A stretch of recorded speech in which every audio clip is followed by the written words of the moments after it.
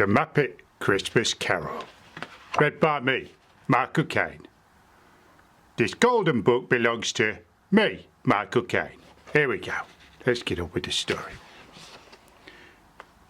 It was a day before Christmas in the merry old city of London.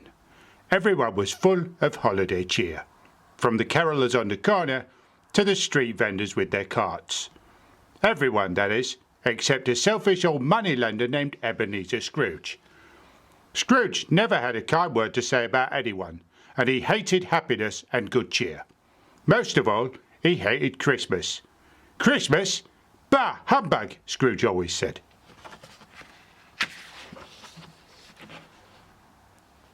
Working as a clerk in Scrooge's office was one of the nicest souls in London, Bob Cratchit.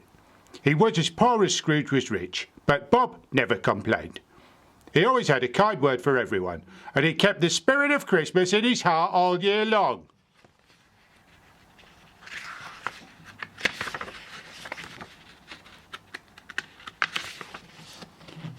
On Christmas Eve, Scrooge went home at his usual time.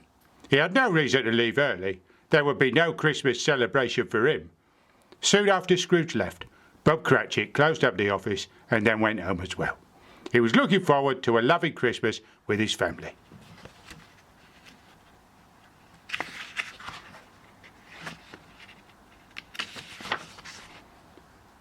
Ebenezer Scrooge had a cold supper and then sat in his parlour, staring at the fire.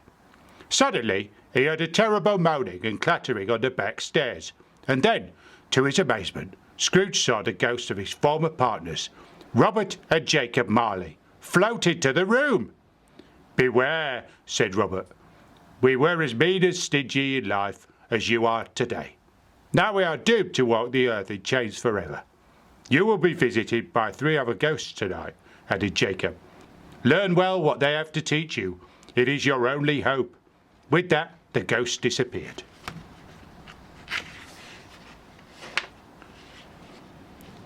Certain it had only imagined a ghostly visit, Scrooge went quickly to bed and fell into a deep sleep. When the clock struck 1, he was awakened by a bright, unearthly light. He jumped out of bed and fell to his knees in fear. Standing in the middle of the room was a small, glowing figure. "I am the ghost of Christmas past," the figure said. "I have come to show you a Christmas long ago." The ghost of Christmas past took Scrooge's hand. Magically, the window opened and Scrooge found himself being flown over the city of London. Soon, Scrooge and the ghost, invisible to all except each other, entered a large, pleasant room. A joyous Christmas party was underway. "Why, that's Fozziwig," Scrooge said. "I used to work for him." "And there are my good friends, Robert and Jacob Marley," Scrooge smiled. "And there I am as a young man," Scrooge went on. As Scrooge watched his younger self talking to Fozziwig, a tear came to his eye. "I was so different then," he said sadly to the ghost of Christmas past. Then, without a word, the ghost disappeared. Scrooge found himself alone in his bedroom once again. But later that night, he was awakened by a second spirit, a jolly giant.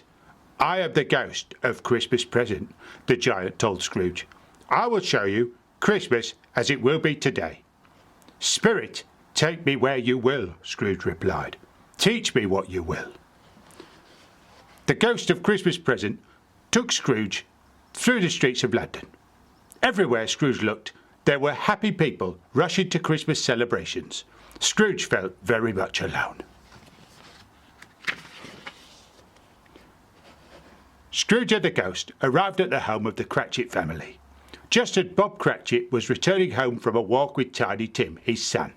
Tim was a sweet but sickly child who walked with the aid of a small crutch. Inside, Bob's daughters greeted him happily. The Cratchits were poor in some ways, but they were rich in love and caring for one another. Their Christmas celebration was a joyous one. Scrooge watched as the Cratchits sat down to their meagre meal. "A Merry Christmas to us all, my dears," said Bob Cratchit.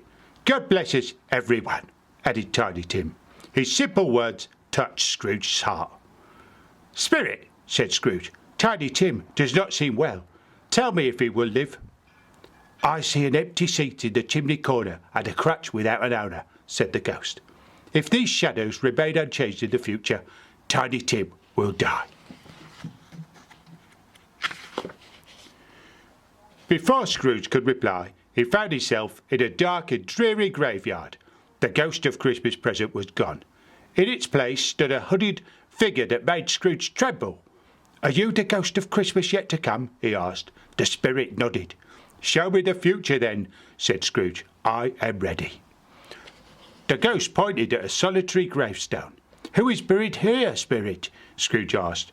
"It is a lonely spot," but the spirit only pointed again. Scrooge crept closer to the stone and read the inscription. It said, "Ebenezer Scrooge." "Oh no," Scrooge cried. "Tell me, spirit, that I may change before it is too late. I will keep Christmas in my heart all these days of the year."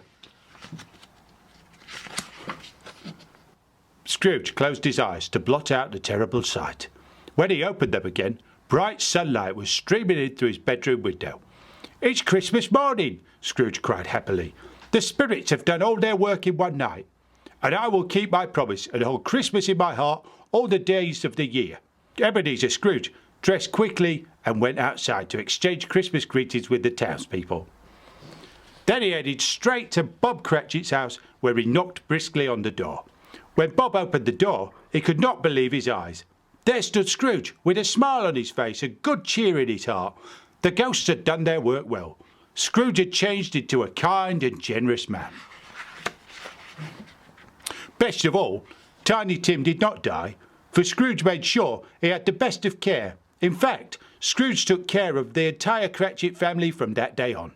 Every Christmas for many a year to come, Scrooge sat at the Cratchit table, and each year he listened happily as Tiny Tim recited a familiar blessing that now included Scrooge too. God bless us, everyone. The end. Thanks for listening. I'm Uncle Caine. That was the Muppet Christmas Carol. Bye.